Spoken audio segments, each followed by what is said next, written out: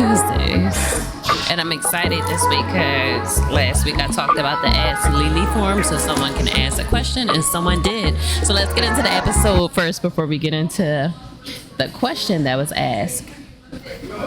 So I was looking through my list, and I think I'm going to jump into support system.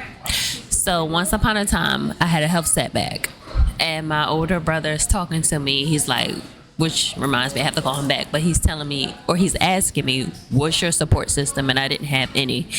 All of the spaces I was showing up in were not equal exchange spaces.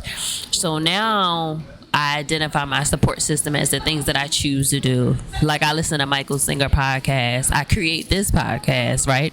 I go to dance class. Everything I do has everything to do with supporting myself. I'm not portraying myself in any metric. From the food that I eat to trying to sync my lifestyle with my time and what's going on around me, everything is my support system. Everything that I show up for in turn is showing up for me. And my life is like unfolding this way. This is a new thing for me. So I'm like adapting to it, but that's what my support system is. In addition to modalities I use, rituals and practices. Somebody's having technical difficulties. Rituals and practices, therapies, or practitioners that I follow. I mentioned practitioners during our last episode. All of that is my support system. So I'm supporting myself in that way, but I'm offering this as a topic just so other people can inquire, like, hey, what's my support system? Like, what does that look like? What relationships or communities that I'm a part of? I feel like community, at least for me, is an overused word right now, because like LinkedIn is considered a community. Instagram could be considered a community. All these social platforms can be considered community. But my bottom line with community is like, is it interactive? Not was this curated with a black girl in mind, or is it somewhere where I could actually show up in the world and reciprocate? Like recently, look, great, like this is great. This week I had an alumni event at my college, which was great. We had an alumni come back, talk about her career, super cool. At the end of the event, the entire room lined up to talk to her, and I mingled a little bit, said hey to a couple of people I remember, but for the most part of it, everybody's interest was the speaker. So in my head, I was thinking, I wonder how exhaustive that was for her, or if they planned for that, or if they could have planned it like speed dating so she could have 5 minutes with everyone. I don't know. I say hi, I appreciate her, introduced myself, and I moved. But I say that to say, because there's this really famous Issa Rae quote, like, people want to network up, they need to network across. People don't understand what it is. People will give they betcha by golly why last dollar to work for a stranger than to work with their neighbor or someone that they can absolutely touch. Or I find that I haven't experienced the same work ethic, or any work ethic at all. Like, even like my life is such a great experience for this. Like, I was working with someone on a project and they recently dropped out, and it's like now I have to like pivot and keep moving, of course, right, because that's life. But simultaneously, I don't believe that people drop out of things when there's bigger names associated with it.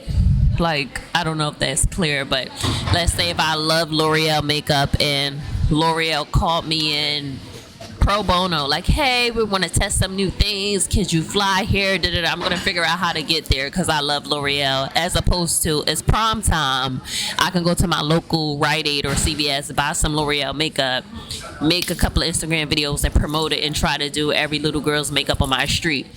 So say if that was my plan, that was my initiative, I set that out, and then L'Oreal actually calls me because I'm doing all these videos, do I cancel on these little girls that live on my street because I want the bigger fish? And it's just like, how supportive is that? Like, and I know that's like a wild way for me to ramp this around, but I wanted to make a full identity of what that Issa Rae quote is. Like, you could literally have a support system of your peers, people like you, people at your level doing the same things and work. it's really difficult to find those super productive spaces in real life, at least for me. So I'm going to continue to be my support system for me while I admire other people's support systems. But I'm going to make sure that I'm doing the work in the world. So be it as it may, like one of those opportunities pop up, I can be available, but I want the same work ethic around the board.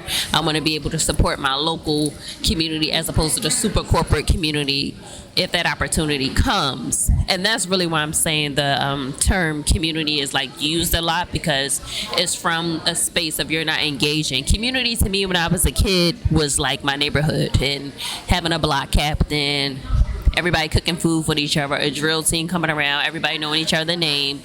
That was community. I think the term community can be used in a space where you don't know everybody's name, but it's just comforting, like, oh, that person looks like me. So I'm big on talking to strangers, especially this year. So find your support system in those communities, talk to people more and engage more. But for me, my community is like where I show up. Like I'm a reflection of that for myself. As much as I admire and adore and fantasize about other communities, I want to be that for myself. So I just want you to ask yourself, like, support system, am I a part of that, or am I liking those pictures?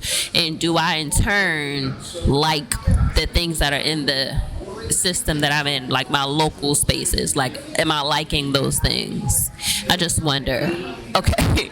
Just want to impact support systems for you. I'm going to list a couple of the communities that I'm a part of where I try to reach out to people and connect with people. Black Creatives is one. I Love Creatives is another one.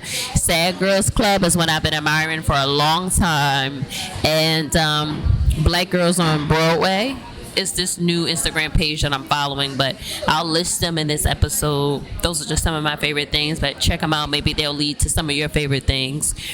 And build your own support system. Show up in the world in the way that you like to see it. So now we can get to our segment for Talk Tuesdays called Ask Lily. Oh, I should add some effects. And that's going to be more work. But besides that, the question this week for Ask Lily was housing instability. So now I want to be clear. If you fill out the Google form for Ask Lily, you have to actually ask a question. You have to be super specific and direct, because the intention is to provide help and point you in a direction of help if I don't know the answer. So housing instability isn't a question. I tried to reach out to the person to get further information, and the person, that conversation ended up not getting more and more specific. So be clear. If you're going to use the form, if you're going to share the form, please do, but be specific. If you're just interested in talking, that's what the podcast is for. Please listen, share, comment, like, and subscribe, comments, DM, do those type of things. But for this form to help people, we have to be super specific. So housing instability. First, let's just speak on housing in general. Wherever you live, your state and city, like your city and state, locally look up what housing means in those spaces. I live in a mega city, so there's multiple housing lotteries. So there's public housing and there's private housing. And then there's housing that's congruent to your income base, and then there's housing alternatives. Housing alternatives could be room shares, renting, subleasing, subletting, Craigslist, which is what I used to use years ago. But there's so many platforms now that are cleaner than Craigslist if you're looking into housing. But if I could full circle this back to the original topic of a support system, whatever you like to do in the world, whatever your communities are, if you talk about housing in those spaces, you'll find information and resources. I know for a fact, if I go to a church and I'm talking to people after church, I'm going to hear about sister so-and-so got a room, or so-and-so, somebody moving out. You kind of got to be in those spaces and conversations. If you're in school, if you're at work, like just talking about it and mentioning it. There's a lot of things on social media, but really think about physically where you are so you can navigate it. One of my favorite things about housing, because I'm from a small city, there's this list, and I know every city has this list, is sheriff's sale.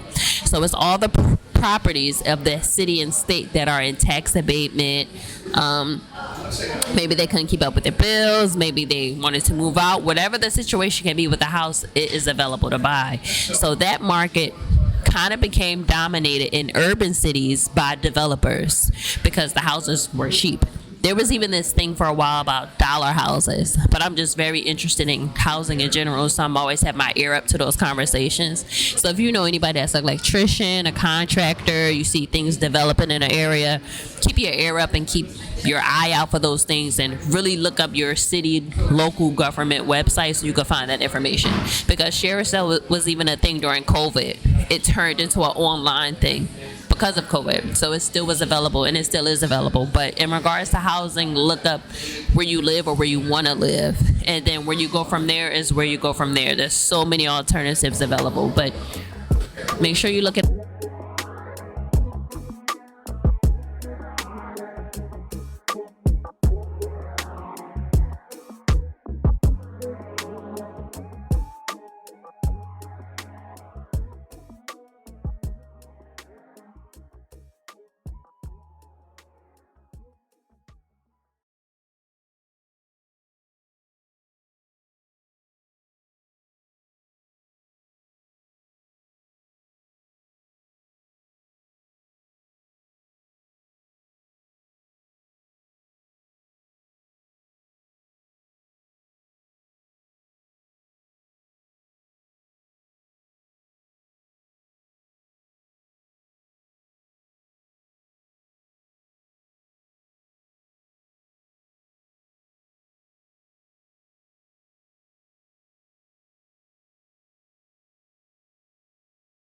And also educate yourself. So if you're looking to buy a house, for example, I think you have to do a first time home buyer seminar. But if you're in those spaces where someone is hosting an information session on first time home buyers, then you're in a space like you might, the hosting may be by a nonprofit or by a private host, but you're in a conversation of what that means. So kind of stick to those spaces, sign up for those lists, be super positive. Your name's going to come up, and then you'll get out of housing instability. But housing is really it's such a broad issue. I don't even know where to go. It could be career housing, like there's RA. You could be a resident aide for college or for conservatory programs or for summer programs, and that's seasonal and cyclical, but it's still housing. There's artist housing. There's spiritual housing. If you're in an ashram, if you're studying the Bhagavad Gita, housing is, I feel like, it's subsequent on the subculture that you're in. So you kind of got to process and navigate the world that way. Well, that's Ask Lady. I hope that was enough information. If you wanted to be pointed to a realtor or a broker, you got to tell me that, so I can help you as best as I can. But anyway, thanks for listening. Please like it, rate it, hate it, subscribe, share it, comment about it, because this is season 3 of Talk Tuesdays, and Ask Lily is a new segment. So I just want to make sure I'm developing, growing, and sharing information, because that's the whole premise of this. So have a great day. See you guys next week. Bye-bye.